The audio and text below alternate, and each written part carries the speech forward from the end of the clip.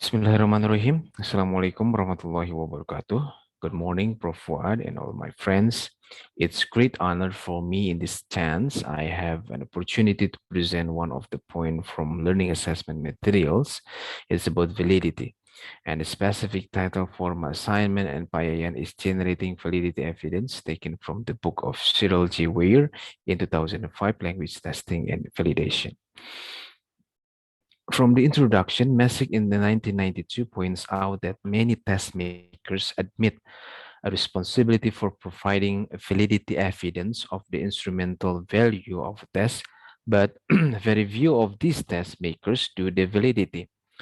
So it proved that validity is rare done by the test makers while they provide tests toward the students. Ellerton in 1997, Alderson and Buck in 1993, and Alderson et al. In 1995 takes this further and sets the failing of many tests in relation to the provision of validity evidence. It can be claimed that many tests could be failed if the test makers didn't do the validity instrument before. So every teacher should be aware that to produce the most accurate picture of the student ability, all they have to do is having contribution to make it and validate it to measure how well the instruments apply to the students. There are 5 issues related to the research methodologies for exploring the validity of a test. It will be 3 issues that I'm going to explain. The first one is a priori validation. The second one is establishing context validity. And the third one is establishing theory-based validity evidence. And the rest of 2 will be explained by Payayan. In this priori validation subtopic, we have some framework of how we do the validation from the specification development of our research. For example, if our research construction is context-based validity, so we have to do some procedures like making a literature review in line with the topic. The literature review should tell us what is known about the area we are interested in. This procedure will always be the starting point for research into a validity of a test.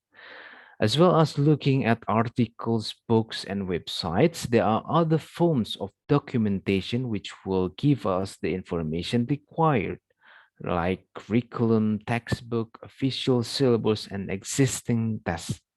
After that, we do need analysis. Once the specification have been completed and the test developed, this can be evaluated by expert judgment. At least colleagues in the school can be asked to look the test that we have developed and relate them to a specification that we have provided.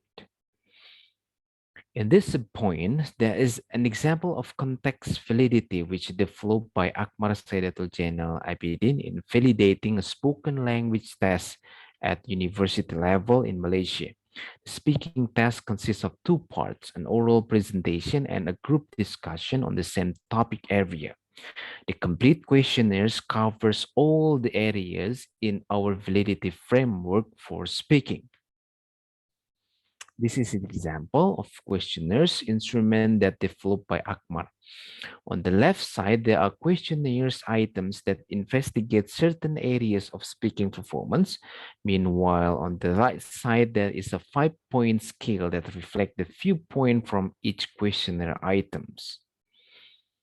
When we measure the speaking task, for example, using the context validity, there are some points that should be concerned about. In case of speaking, there are argumentation from Forster and Skehan in 1996 and 1997, O'Sullivan in 2000, Wigglesworth in 1997, that task performance is affected by the condition where a task is carried out. It's called context validity consideration. Then, some other findings suggested that foreign language performance is affected by task processing condition. So the question is, what kind of complexities that can influence task difficulty? Is it context validation, validity consideration, or the task processing conditions? According to Skihan, in 1996, there are three kinds of complexities that can influence task difficulty. The first one is code complexity. It's syntactic and lexical difficulties that require simplicity on the task given. The second one is cognitive complexity. It's cognitive processing and cognitive familiarity. It can be handled by highlighting the important points from the task content. And the third is communicative stress. It includes time pressure, scales, and control, how learners can control influence the task.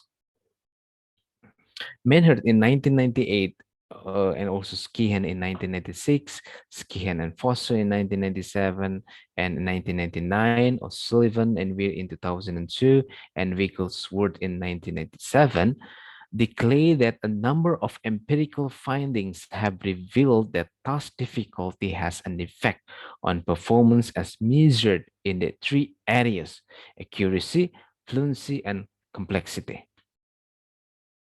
In order to establish the theory-based validity evidence, the author of this book gives three stages in form of theory-based validity. The first is qualitative expert judgment. For example, we can use checklists as it's mentioned in previous slide. And then the second one is qualitative introspection or retrospection by test takers. As example, interview questionnaires in order to validate strategies and skills of the test takers. And the third is quantitative and qualitative analysis of test performances. When we establish the validity, there is questions related to the form of the test. Does response format make a difference? The response format we decide on testing the various uh, skills and strategies may have a significant effect on the performances that result at both group and an individual level.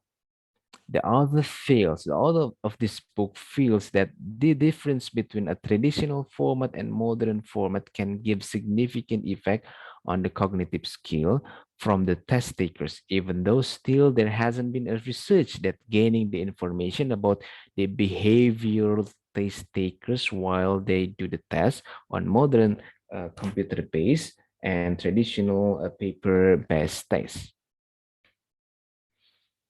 When we have to find some information related to which one is better to use and which one is going to give contribution to the effect of instrument format toward cognitive process from the test takers between traditional format and modern format of tests.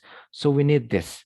The information of cognitive processing questionnaires or CVK it was designed to reflect the underlying concept identified in the framework of theory-based validity outline. And which one is better? After some long discussion, the author of the book stated that no matter what instrument format that we use in making a test for the students, especially in writing tests, the basic point is how we can know the students' cognitive and psychological problem when the students do their writing task. So the main point is located on how far we, as the teacher, can really know our students very well. So we can decide what kinds of test format we use for our students.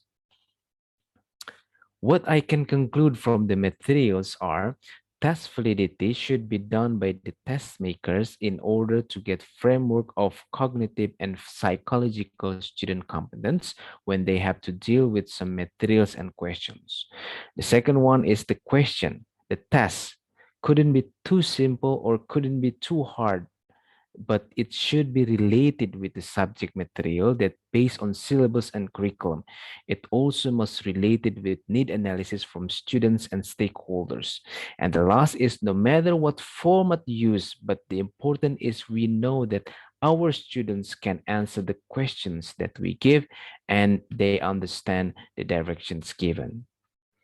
Well, I think that's all my presentation for this assignment about generating validity evidence. Thank you very much for your attention and wassalamualaikum warahmatullahi wabarakatuh.